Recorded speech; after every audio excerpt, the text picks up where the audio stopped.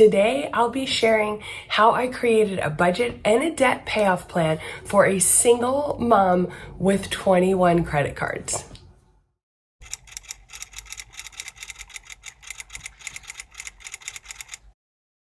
Hi there, welcome back to my channel. I'm so happy you decided to click on this video. Today is actually the first video in a new series I'm going to be doing here on my channel where I will be featuring member budgets. These budgets will be submitted by members of my new product that I have coming out in a couple of weeks. If you've been around my channel for a while, then you know for over 2 years, I shared my personal budget every single month. And not only did I feel as though it was really getting monotonous, just showing the exact same things over and over and over, but over time, my husband asked for a little bit more privacy with our finances, and I wanted to absolutely give that to him because I'm the one who decided to start this business and share my life on the internet, not him. So I thought that was very fair of him to ask for that. And I stopped doing the budget videos, but what happened was I would have people ask me about them, when they were going to start again, when I was going to do them again. And I was trying to figure out a way that I could kind of meet in the middle because I know they were really helpful for a lot of people. But again, if you're just seeing my same numbers month in and month out, it's really not that helpful, right? You could just go watch a handful of the videos and they would pretty much represent all of them. So I thought this would be a great option. This way you will get to see budgets from people in all different locations, from all different walks of life, with all different budgeting experience, with all different incomes and expenses and debt scenarios, and I just thought it would be so much more helpful. It will greatly increase the likelihood that you will see a budget more representative of your own, and most importantly, I thought it would be a great way to showcase the different ways you can budget, the different ways you can categorize your money, the different ways you can go about paying off debt. And that is so important because many of us give up when we try a specific way and it doesn't seem to work for us. But there's so many ways. You don't have to do things my way. You don't have to set up your budget the way I set up my budget. So that is what we're going to start doing each month on my channel. I hope you enjoy it. Please leave me a comment. Let me know what your thoughts were. Give me some feedback if you enjoyed this, if you didn't enjoy it, if you would prefer I present the information in a different manner. Okay, so before we hop onto my computer, I want to give you a little bit of background on this specific member. She is a single mom with 2 kids, a rock star. I have so much admiration and respect for single moms. Single mom with 2 kids, and she's holding down 2 jobs to try and support herself and her family. Her and her family live in Malvern, New York, and she is a phlebotomist and a medical assistant. She has never budgeted before, so this is going to be really her first experience with seeing her finances put into a monthly budget, which I thought was so fun that this is kind of going to be her introduction to budgeting. I hope it gives her a little bit of a leg up or gives her a bit of an advantage when getting started. And her goals are to save money for an emergency fund and to pay off all of her debt. And as you'll see when we get into the budget, she has quite a few credit cards. We are also going to lay out a specific debt payoff plan for her to help her pay off all of these credit cards and help motivate her to reach her goals. If you are not subscribed, I hope you'll take a second to subscribe to my channel and go ahead and ring the bell. That's going to notify you every time I put out a new video. Now let's go ahead and jump into her budget. So here we are in the budget. Now I do want to give you a quick apology. Number one, for the lighting. My office, I swear, has the worst lighting, but also for the sound. Kids are home, they have friends coming over, and it's going to be loud. So I have to put in my AirPods, but for some reason my AirPods do not have good quality audio. So I do apologize in advance. So I already gave you a little bit of background on them, and now I just want to get into their actual budget. And this spreadsheet we're looking at right now is kind of a watered down version of my budget spreadsheet template that I do have for sale on my website. I will leave that in a link down below. It is currently on sale for 50% off for New Year's. You can use the link and the code New Year's 50, all one word, and you can get 50% off. So I will leave the link and the code down below. Otherwise, even when the sale's over, it's actually extremely affordable considering you can use it month after month, year after year. And this is the monthly template. If you purchase the spreadsheet, I include a monthly template and a paycheck, like a bi-weekly paycheck template. You can use whatever works best for you. And the first thing we're going to start with here is the income. Now, she has told me she has 2 separate jobs and she gets paid bi-weekly from each job. So in January, she would get 2 paychecks from job number 1 and 2 paychecks from job number 2.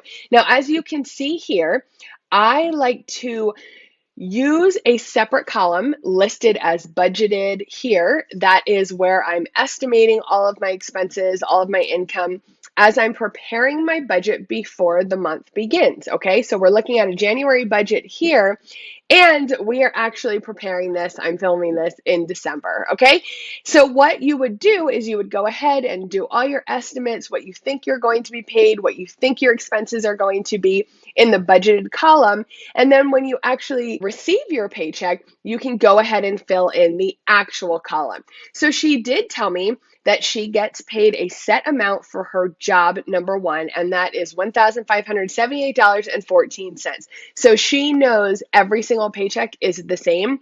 That is why you can see I included that number in the budgeted column, but I also went ahead and added that as well to the actual column because it's fixed and it's the same every single paycheck. So you can see I've done that here on the first line for the first paycheck of job number 1, and I've also gone ahead and done the same thing for the second paycheck for job number 1. Now, when we look at the remaining 2 lines for job number 2, she has told me that she gets paid anywhere between $300 and $340 a pay for job number 2. So personally, I always prefer to estimate your income on the lower side and estimate your expenses on the higher side. That way, if things are wonky, you're still covering your butt and having enough money coming in to pay for everything that you need to pay. So I've gone ahead and used the lower number of the range that she gave me. That way, again, we're going to plan all of our expenses and savings and everything off the lower income. So if she gets paid more, awesome. That's just some extra money she will have to play around with. That is why you can see here the actual fields are empty for the paychecks in job number 2 because she won't know what she actually is paid until she actually gets paid, right? Then she can go ahead and fill that in here and it's going to update all of the numbers on her spreadsheet for her. First, we'll dive into her fixed expenses that she sent to me. Now, fixed expenses, if you're not sure what that term means, fixed usually means you can count on them every single month and you have a pretty good idea of what you have to pay for each month. There's very little to no fluctuations in the amount that you'd be responsible for paying for. So those are what we consider to be fixed expenses. So she has included a student loan payment, and I do have a note here to see notes, and we'll review that when we get to that part. But for now, she has a student loan payment that she pays $99.41 a month. She pays a car payment for $370.62 a month.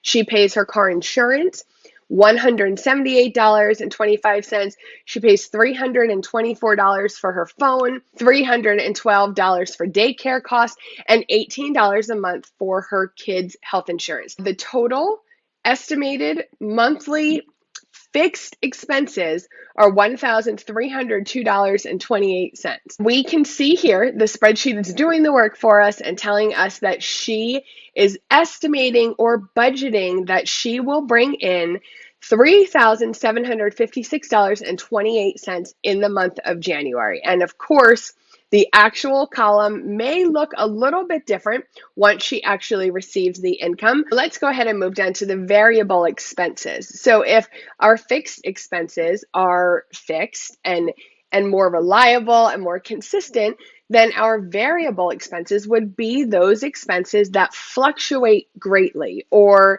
are variable, as in sometimes they occur, sometimes they don't occur. And variable expenses are going to look more like the things that you're just spending money on each month versus paying specific bills, okay? Now, that's not necessarily going to be true in every single scenario, but that's a pretty good way to categorize them in your head if you're having difficulty remembering the difference between fixed and variable expenses. So again, fixed expenses were those specific costs, those specific bills that she was responsible for each month. And when we look down here at variable expenses, as you can see, we're looking more at things like fuel for your car, gas, food costs. Personally, I have a ton more variable expenses in my personal budget, but she has only sent me 2 expenses that she pays on a monthly basis outside of those fixed expenses. As I mentioned, when someone is looking at a range, which you normally will for a variable expense, because again, they're going to fluctuate more. And you probably know from your own personal financial situation that some months you could spend $200 on food, and other months you could spend more like $400 or $500. So variable expenses can have a huge range or they could have a smaller range. These are the ranges she has sent me. She told me that she usually spends anywhere between $60 and $120 per month on gas for her vehicle. So again, I like to estimate on the high side. I use the 120 number. Now, if she comes in at the end of the month and she only spent $75 on gas that month, that's great. Now she has extra money in her budget. She has some wiggle room. She has some margin that she can play with. Same thing with food. She told me her food range usually goes anywhere between $200 and $400. So again, I estimated $400. Now, I do want to skip over these couple of entries here, and we're going to come back to those at the end. Technically, when we're talking about these fixed expenses, the 2 lines that I put an asterisk next to and said see notes, if we scroll down here to these notes section, the reason I did that is because those are technically debts. However, when she sent them to me, she just sent them as fixed expenses. She did not include an interest rate, a total balance, or anything for those specific accounts. So I was not able to really include them in the debt because I don't know how long she'll be paying on them. That's why they're in just the fixed expenses section. The only things that she seemed to include in her debt section is credit cards. As you can see here, I have each one named and I have the minimum payment in the estimated column. Okay, so she has let me know that she has all of these payments on auto pay, which is awesome because this is a lot of cards to remember to pay or to manually pay every single month. So anytime you can automate anything with your finances, it's awesome. It saves you time. It saves you the brain power of having to remember it every single month. So a couple of these, she actually has set up for auto pay that is paying much higher than the minimum payment. But for our purposes here, when we're creating our budget, we are just including this minimum payment. The total of all of these debt payments, she is paying a total of $1,332.31 in minimum required payments for all of these credit cards. Now, I'm assuming a bunch of her spending you can see on here. She did not include things like clothing, household items, home items. They may be going on these credit cards. So instead of including them over here in her variable expenses, she may have just sent me the credit card information, which is totally fine. It's kind of 6 of one, half dozen of another. And that is what I thought would be so fun about sharing these different subscriber budgets, because my budget's the same each month pretty much. If you've watched any of my budgeting videos, you'll see I'm saying the same things over and over and over. It's great. It works for me, but it's so important that you understand there are so many ways that you can set up a budget. As long as you're paying your bills, as long as it's showing you where your money's going, as long as you're reaching your goals and planning things out ahead of time, there really is no wrong way to do it. It's very personal, and what works for you may not work for me, and vice versa. She also did mention that she wants to focus on saving. She wants to focus on getting her savings back up to $2,000. And I'm assuming that is like her emergency savings, her emergency fund, and currently it is at $400. So that tells me that she probably had dipped into it for one reason or another and is looking to grow that account back up to $2,000. And I also do want to mention that she is currently saving $20 per pay at job number one into her 401k, which is great. She's already focusing on some retirement savings for herself. She's already planning for her future. And if you can see here, I estimated $40 because that is what she contributes each month, $20 per pay, paid twice a month. However, I put 0 in the actual column because her 401k is taken out of her gross pay, not her net pay. So that money doesn't ever come into her personal bank account. So technically, she doesn't really have to account for that in her budget. It's pretty much done ahead of time, and the paycheck that she is sent is actually her money. She does not then have to transfer $40 to her 401k. And that's done for her by her employer before they ever send her her paycheck. That's why I put 0 there, and I just wanted to quickly explain it so it wasn't confusing. I like to work off of a zero-based budget, which means I want to see our total income minus our total expenses actually balance out to 0, okay? And here's how we do that. Here's our total income. Again, we're just working in this budgeted column because we're not sure what job number 2 will end up paying. When we take a look at the total income, and this calculates automatically in the spreadsheet, again, the total income, it's just pulling this number here, $3,756.28. You can see that matches down here. Then it's going to pull our total fixed expenses. That was this section here, $1,302.28. It's going to pull our total variable expenses, which is this total here, $770. And that is also including these 3. I will come back and explain those. I haven't forgotten. It's going to pull our total savings, which is $40. That is actually going to be inaccurate. So I'm just going to go ahead and make this 0. I already explained it to you that it's there and it's not something she actually needs to be including in her budget each month. So because I want to make sure these numbers work out properly, that's going to go to 0, and her total debt payment is $1,332.31, as we already discussed. So we're going to take the income, we are going to subtract from the income our total fixed expenses. We are going to subtract our total variable expenses. We are going to subtract our total savings, which is now 0, and we're going to subtract our total debt. That is going to leave her with $351.69 left in her budget after she pays for every single thing we've talked about on this spreadsheet, okay? Obviously, that is not 0, right? I want it to be 0. It says $351.69. So before we talk about how to fix that, I do want to cover a couple of recommendations.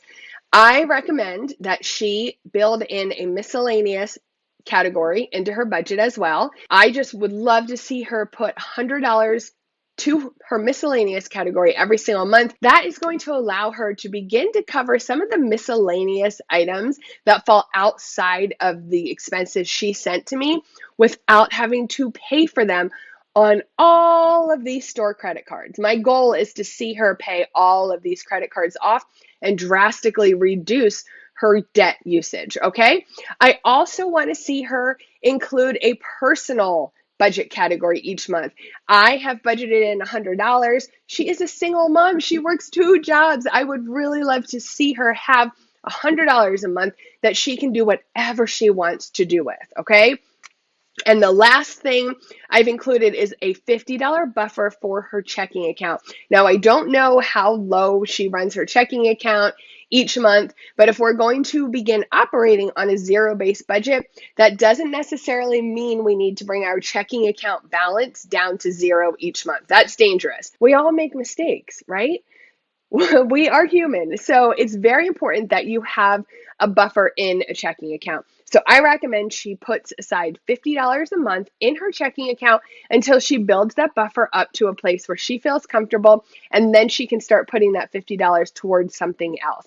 Maybe a comfortable buffer for her is $200. Maybe it's $500, maybe it's $1,000. I don't know. That's completely up to her. It's just, again, something to make sure she feels comfortable, something to protect her in the event that she does make a mistake. She won't have to deal with overdraft fees, and it's such a hassle. Not to mention it can get expensive. Those are the 3 categories I recommend she begin to include in her budget. Again, they are already included in this total that we are using, this total of $770 for her variable expenses. That brings us back to having $351.69 left. The way this would work if you're trying to follow a zero-based budget is you would now go back and find a place to put this $351.69. Considering we already built in miscellaneous, personal, and a checking buffer, my recommendation would be to put all of this money in its entirety towards her most important, highest priority financial goal. Now, I know because I asked her that her number one financial goal right now is, again, bring her emergency savings back up to $2,000.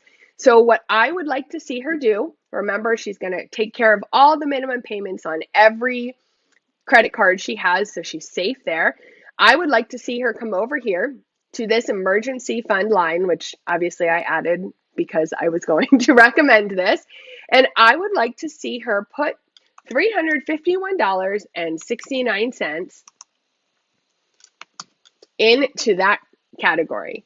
Now, you can see that immediately changed our savings total to $351.69, which means it also automatically changed our savings total over here in our total section to reflect the same total, $351.69, and that now puts us to $0. That means this is a successful, true zero-based budget, okay? Now, here's the thing. When all of these expenses are paid throughout the month, when she is paid, if she spends less, let's just take a look quick. Let's just quickly fill a couple of these things in here. Let's say she is paid $315, and let's say she's paid $300 here, okay? You can see as I'm changing these numbers, it's adjusting the total of the income, okay? We're going to keep these all the same because, again, they're fixed expenses. So I'm just going to fill all these in. I'm going to do this in real time because this is the first one. As I go along with these videos, I'm not going to be able to do them all in real time because the videos will be way too long and then everybody will complain, why do you talk so much? Why are your videos so long? I have better things to do with my time. Blah. So you can see here it's matching up because, again, we had specific numbers for the fixed expenses. If we go to gas, let's just say she ends up spending $100, and I'm using simple round numbers here just to be quick, and she only spends $300 in food, okay? Miscellaneous, we'll just say she's following my recommendations and sticking with all the amounts I recommended. And that would mean we're going to actually leave that emergency fund alone right now, okay? Now, I did not finish. Let me quickly finish these calculations here.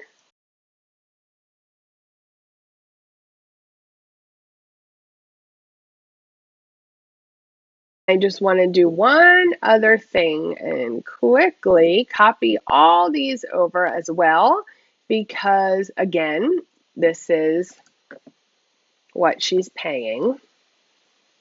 This is what she paid for each account. Now that she sees everything she truly paid out and brought in throughout the month of January, you can see that instead of that $351.69 that she originally had left over, she actually has $486.69 left over. So if there's nothing else she needs to take care of and pay, I like to wait till the end of the month when I'm reconciling my budget before I make this big transfer. If you don't know how to reconcile your budget, I have a video where I take you step by step, just like this. It is a long one, so be prepared. It will take you by the hand and show you exactly how to reconcile your budget, because it makes a big difference. It really, really helps you figure everything out and have confidence in your numbers. Now that the month's over, she's reconciled her budget, she can take a look and say, yes, I truly have paid everything I need to pay. And I truly do have $486.69 left over, okay? She can go ahead and make a big transfer to her emergency fund account of that $486.69, and you can see the budget, the actual difference is zero. That means she successfully executed a zero-based budget for the month of January, and she can be confident that she's paid for every single thing she needs to pay for. She's all good. Now, the next thing I just want to quickly review is some other recommendations. Okay, we already covered the miscellaneous category, the personal category. I forgot to add the checking buffer here. The next thing I recommend is that, as mentioned, she focuses on building an emergency fund of 3 to 6 months of expenses. Now, an easy way to figure that out would just be to take the totals of everything here on this sheet that's going to show her what her total monthly expenses are. And then she can go ahead and multiply that by 3 or multiply it by 6 and try to save up to at least the 3-month number, preferably the 6-month number. That's just going to give her a really good cushion to protect her finances, to protect her budget when she does encounter any type of emergency, because emergencies will happen, right? I mean, you can count on that. It's just a matter of when. Once she achieves that goal of reaching that number for her emergency fund, then I would like to see her focus on getting out of debt. Focus on paying off all of these credit cards that you see here. And then after she's reached that goal and she's out of debt, then she can decide what will be the best use for her money, right? Because once she's out of debt, she's going to have well over $1,000 extra income to play with every single month. So I would love to see her close a couple of these cards, but we're going to talk about that a little bit more on the next page. Let's quickly take a look at the debt section. I did just want to list everything out because there are a lot. So I have everything organized from highest interest rate all the way down to the lowest interest rate. Now, if you take a look here, you can see a lot of these retail store cards carry very, very high interest rates. So it would be my recommendation, as she pays off a lot of these store cards, she doesn't have a ton of huge balances. If you're concerned about maybe paying accounts off and you're not sure how that will affect your credit, I do have a whole credit mini series I did here on my channel. I'll link that down below as well. And that's going to kind of lay out and explain how closing accounts can or cannot impact your credit for the better or worse.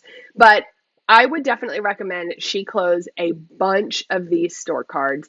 And if she still wants to charge things, that's fine. As long as she's able to charge responsibly, I'd love to see her get in the habit of paying them off in full every single month.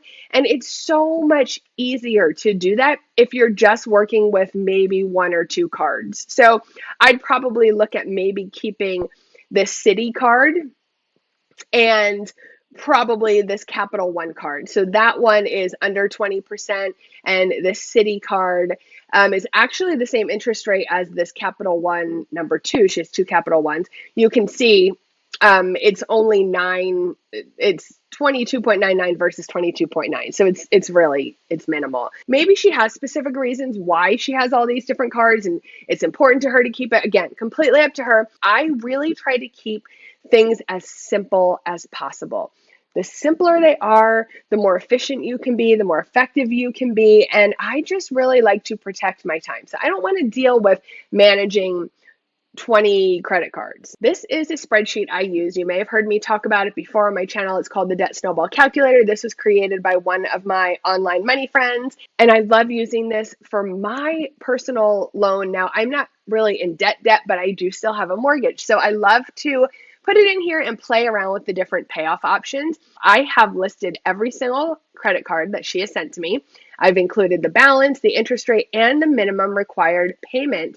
And I was just playing around with numbers. But if we look at the extra money she has each month, remember it was $351 and change. And then when we adjusted the income, it went up to $450. But again, if we're just sticking with lowest possible, And we're assuming that she has now already achieved the goal of getting her emergency fund back to a good place where it's big, it's juicy, and it's protecting her. Then again, she will be focusing on her debt. So remember, she had a minimum payment of over $1,300 when you added up the minimum required monthly payment of all of those credit cards. So then she had anywhere from about $300 to $400-ish extra dollars a month. So if we take the $1,300 and again, just estimating on the lower side, we look at the end of the month and she says, okay, I have $300 left over each month. Again, it will vary, but if we're just estimating on that lower side, then we can take the $1,300 and add it to the $300 for ease of example. And we can say that she can now pay a total of $1,600 each month to her debt. Now, if you read here, we're looking at this number 6. It says number 6, total monthly payment to debt, including minimum payments. Okay, so she is going to pay $1,600 a month. Now, she has a total balance of all of those debts. As we saw over here, the total is over $31,000, okay? So this spreadsheet over here is calculating that same amount. Here we have total principal remaining over $31,000. Every time I film my screen, it just really slows my computer down. So took a little bit to update. If we look down here in this pink box, this is telling us that if she is able to make those payments we discussed at $1,600, that she will have everything paid off in 24 months. So by this time in 2023, she would be completely debt-free of all of those credit cards. I think there was 21 of them maybe. Again, here's the minimum payment number that we already covered. It's telling you here that over that 24-month period, she will end up paying $6,900 in interest, and that she will end up paying a total, so the balance in the credit cards plus the interest of over $38,000 by the time this is all paid off. If you want to try the spreadsheet for yourself, I will go ahead and leave a link down below in the description box where you can grab your own copy. That was the budget, but I quickly wanted to mention, I realized when I was editing that I forgot one of my big recommendations, which is for her to look into drastically reducing that phone bill. If you remember, the phone bill was $320. I don't know the specific situation. I don't know what's all included in that, but I would absolutely recommend she at least take a look, shop around. Maybe she's stuck in a contract. Maybe she's able to get out and see if she's able to reduce that phone bill, because I think that would give her a little bit more wiggle room in her budget each month. I hope you enjoyed that. I hope you found it helpful in some way. Now, just a quick mention, this isn't to be taken as financial advice. I'm not a financial advisor. This video is simply me sharing my personal opinions based on my personal experiences and showing you exactly how I would set up this budget if it were mine. Please go ahead and leave any questions or comments down below. I love to hear from you. And I'm so curious to see what you thought of this new video idea. Again, I'd like to do these every single month, but if you didn't like it or didn't find it helpful, it may not be worth the time. I hope you'll take a second to give this video a thumbs up and subscribe to my channel so you can be part of my family here on YouTube.